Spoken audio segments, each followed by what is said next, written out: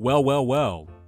You are catching me recording this as I am literally scrapping what I was recording about the Pascal Siakam reports yesterday because the trade is actually done. The Indiana Pacers, according to Adrian Wojnarowski, are finalizing a trade to acquire Pascal Siakam from the Raptors in a deal that will send Bruce Brown, Jordan Nwora, and 3 first-round picks to the Toronto Raptors, and New Orleans will be the third team in the deal, as they are sending Kira Lewis to the Raptors. I was literally recording myself talking about the Shams Charania report yesterday and the Jake Fisher report this morning, and how the holdup apparently was the Raptors wanting one of Benedict Mathurin or Jarris Walker from the Pacers, because if you saw the return that the Raptors got for OG Anunoby, it was clear that the Raptors wanted cost-controlled young players, and they got that with Kira Lewis. Even though he really was getting squeezed out in New Orleans, you still get a very talented, fast point guard, probably going to come off the bench for the Raptors, and I could just hear Dennis Schroeder's agent just calling teams right now because he's seemingly getting squeezed out just future outlook-wise.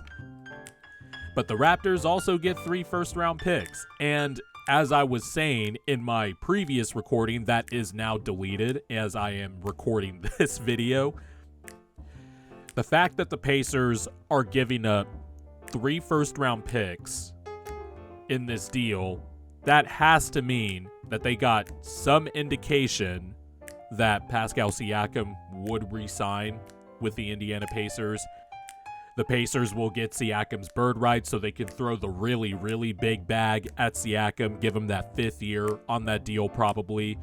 And as I was explaining, man, I'm really going to be referencing a recording that will be long gone, deleted forever. But I was saying in my previous recording, I liked the fit of Siakam on the Pacers.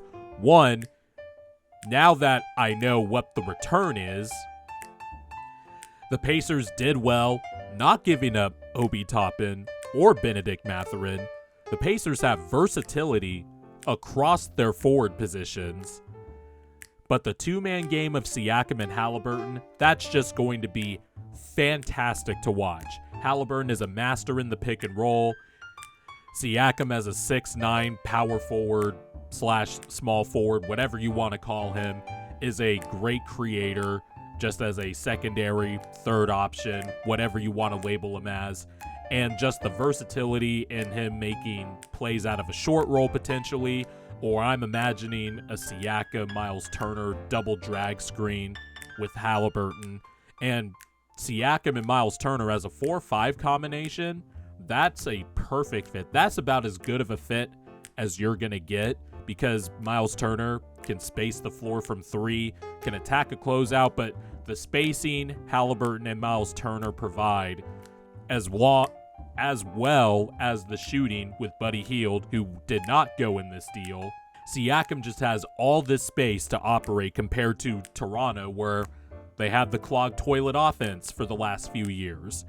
And Siakam's just going to be eaten and dribble handoffs with Halliburton. Halliburton can operate off the ball a little bit more to weaponize and leverage his shooting. I just really like this fit for the Pacers. I know people who probably don't watch Pascal Siakam as much are going to be like, does he really move the needle for the Pacers? I think it does some. I just like that the Pacers are going for it because they have their franchise point guard in place. They were able to keep all their young talent. Let's see, if I look at the return they got. So yeah, as I was saying in my aforementioned now deleted recording of reacting to a potential trade between the Pacers and the Raptors, the Pacers are indeed sending their 2 first-round picks, which I'm assuming is the one that will convey via 5 different teams, and then the Pacers' own 2024 pick, and then a 2026 first to the Raptors. So a little sooner than what I was thinking. I was thinking more, my fake trade, and I have it up here. I'll put it up on the screen for you guys. My fake trade was something of Bruce Brown, Obi Toppin, Jordan Nwora, the 2024 first-round pick from via OKC, Houston, Clippers, or Jazz, the Pacers' own 2024 pick and then a 2028 first-round pick. Makes more sense that the Pacers upped the ante and made it a 2026 first-round pick. But like I said, the fact that the Pacers gave up that draft capital, Siakam's going to be re-signing with the Pacers in the summer. I'd be very surprised if he didn't re-sign with the Pacers. But the Pacers did good in not giving up their young talent like Jarris Walker and Benedict Mathurin. And now the Pacers just seem loaded in an Eastern Conference where, from the 4th seed below, the Eastern Conference is pretty jumbled and it has a lot of good teams. And the Pacers just made their move. They're the 6th seed right now. They're only a game behind the Miami Heat and the Cleveland Cavaliers. And Halliburton, he's been out for a bit with that hamstring injury. I'm glad it was, just relatively speaking, I'm glad it wasn't anything worse, because the way that looked, I was scared for Tyrese Halliburton. But hopefully he comes back soon, healthy, and the Pacers can just rock with this now loaded team, in my opinion. And in the meantime, while Halliburton's out, Siakam can, acclimate himself, get reps, operate under new spacing. The transition, I think Siakam fits really well in that regard as well. And the Pacers can rock. For the Raptors, look, for all the shit I gave Masai Ujiri, I like that the Raptors were able to get 3 first-round picks out of this. They were also able to get Kyra Lewis out of this, who hopefully he can get some opportunity to actually play, especially on a young team with a bad record. But he did make out well in this trade, and he also did pretty decent in the OG Anunoby trade.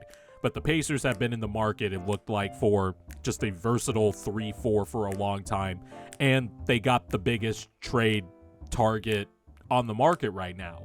So good for the Pacers. They were able to still keep some of their draft picks. They were able to keep some of their young players as well, or, keep all of their main young players that I assume they and the fan base in Indiana cares about. And we'll see what happens with Bruce Brown as well. I imagine that Bruce Brown is going to be made available, or at least that's what I would do. And I imagine the Raptors will probably look to get more draft assets out of that. But Bruce Brown, I think, has all of a sudden become a very attractive trade target. And, shout out to Bruce Brown. He got his bag. And now I imagine a lot of contenders are going to try to trade for him. Sixers, maybe? I don't know. But either way, I really like this trade for the Pacers.